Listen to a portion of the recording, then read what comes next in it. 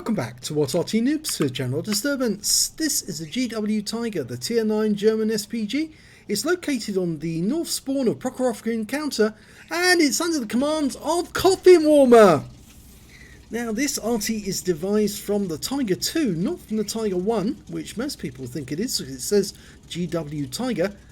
And well, it's a vehicle that the Germans might have actually built if they had enough time, and unfortunately they didn't, because, well, fortunately they didn't, because the war ended rather early and the game was over. Now he's got the 17cm howitzer there, and the reason I know it's the 17cm is it's got a muzzle brake, and only the 17cm ones have that muzzle brake. The 21cm guns just have a straight end to the barrel. Well, 17cm still means he's capable of doing 850 alpha, and he's got penetration of 44mm of armour. And he carefully avoids that deep part of the water there, because if you go into that, you'll find you're suddenly in very deep water. Yes, it's extremely deep just there. And instead he's decided to go into a position I haven't occupied in years. Yep, he's going over to the bush. And that's where he's going to fire on. It is an encounter battle, so it does actually help to be in the bush, because at least then you've got a bit of cover against the enemy. Well, coffinwarmer's now looking for enemy targets to hit, and he's got two here, a T110E5 and a 4502B, as well as an Object 705A. He fires at the 4502, and he got a direct hit on him. So his first shot really works. Now, a little further back, we've got a T110E3 taking up position to shoot at the hill. But no, he's going to go after that E5. Reload time 26.18 seconds. And that's quite good, because it's very similar to the reload time for an M12, which is 155mm howitzer instead of a 170. Okay, he's dialed in on the Martian. And oh, he fires the round just as the Martian's killed. So that's a wasted round, unfortunately. Okay, this time round, is he trying to make up his mind which one to go for, the tortoise or the 4502? Well, the 4502 stays within sight. Oh, and now he's got a 705A in sight. He's loaded. Instead, he's going to hit the tortoise, and he's aiming ahead of its path. It stops, he fires, rounds out, direct hit. And the tortoise goes down. So he picks up masses of stun assist off that one. And good players will actually recognise which one to actually hit in that sense, because by hitting that tortoise on the ridgeline, he encouraged other players to shoot at him once he was tracked. And so he reaped all of that damage assist, and that's going to increase his score. So always try and think about that sort of thing. T110E5 rounds out. He's moving back. And that one landed just in front of him for 117. But it has tracked him. And he's not repairing his tracks, so he's getting more damage assist. A lot of tank drivers won't actually use their repair kit if they can help it, because only under dire emergencies where they might actually be receiving fire from enemy tanks. TVP T5051 lining up the shots, rounds out, and he hits something. I think he hit the Death Star, actually, the 215B, who was actually behind the TVP. But we'll have to wait and see exactly which one he did hit towards the end of the battle. Okay, the E5 is still near the bowl on the west side of the map. The bowl is that area in E2 and F2 where there's a sort of depression in the ground. And unfortunately that round went long, just stunned him. Okay, going back over here. So another trick that I recommend to players is, if you're in an Arty, is to make sure that you spread your shells around as many enemy tanks as you can see, because that way you're almost guaranteeing that you will get a Confederate medal. Even if you don't kill the enemy tank, you will have hit enough of them to make it count. Well, that shell went long again over the ridgeline, and so unfortunately he didn't do any damage to the 4502.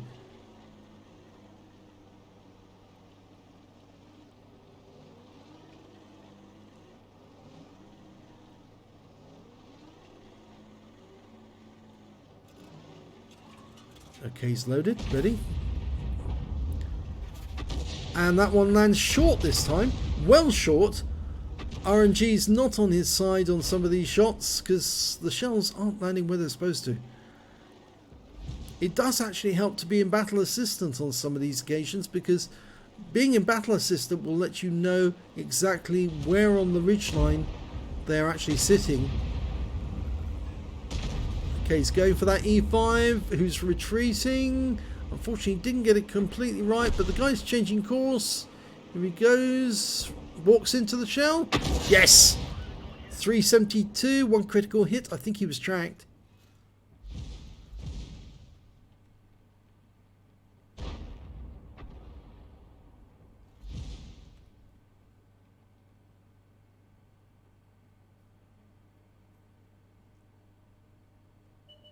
There's that E5 again.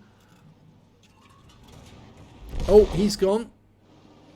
Over on the other side of the battlefield, we've got a 257 and a TVP T5051. I'm not sure if that's the same one as on the hill. In fact, I don't think it is. In fact, the enemy team does have just one TVP. So the TVP wasn't the tank that we hit on the hill.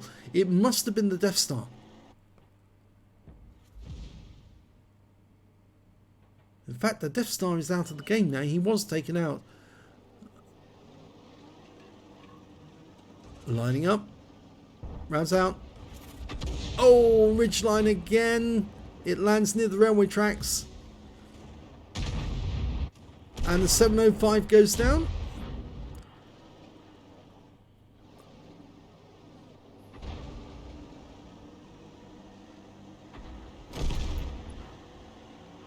Well, we've got somebody in the cap at the moment. This is an encounter game.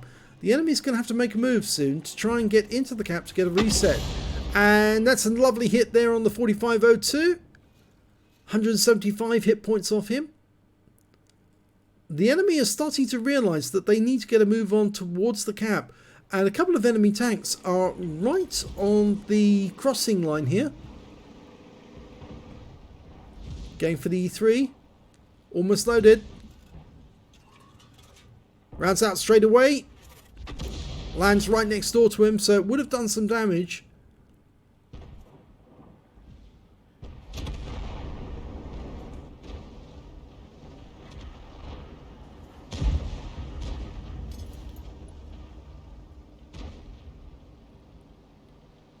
Now, the tank that's capping at the moment, the T10, is right over on the far side of the cap area. So the enemy's going to have to find him. Oh, and that one wakes a clang as it hits the wreck just after he was killed. That's such a pity. That missed out on getting some more damage. It's going to be very difficult for the enemy to get a reset, but they've managed to get the CVP T5051 into the cap to stop the cap. Rounds out in 257, and that's a kill shot. The round actually hit the dead tank, and the kill came about because of splash. The splash radius of the standard shells is 8.9 meters, and of course he was right next door to that tank when it went off, so even though the shell hit the wreck, it still killed the other target. Okay, it's loaded. He just needs to find out where that TVP's gone. In the meantime, he's getting a shot on this 704, who goes down. There's only 5 enemies left now.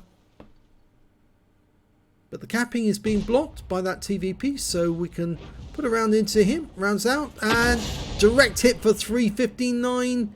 He's stunned, he's tracked, he's a target, he's being hit.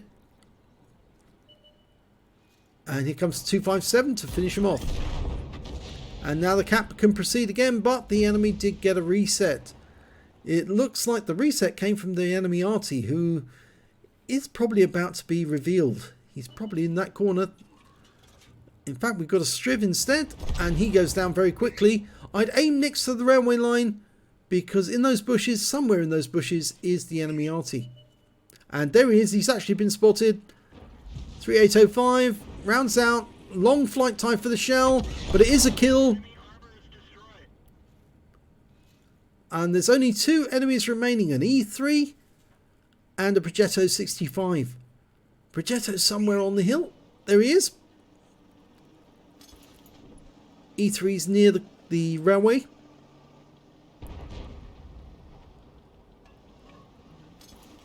Okay, coffin warmer's loaded, rounds out, and yes, he gets a hit.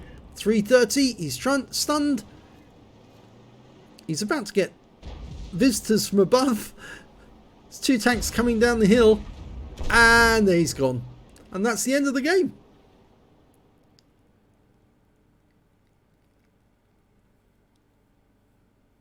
So let's have a look at the end of battle stats.